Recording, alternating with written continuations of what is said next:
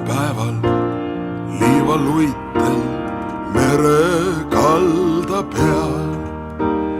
Mees ja jumal kahekesi jalutasid seal. Olid juba hulga aega käinud sedasi. Korraga mees üle õla vaatas tagasi. Vaatas taha, nägi pilvi, merd ja laineid mees. Nägi kahte jäljerada liivakalda sees.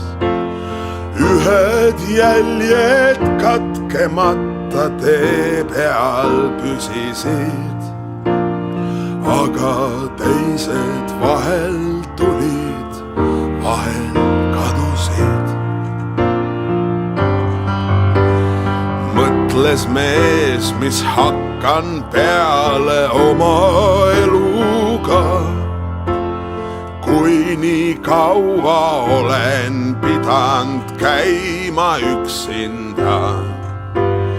Küsis siis, armas Jumal, vasta mulle sa, miks mind siis, kui raske oli, võtsid hüljata?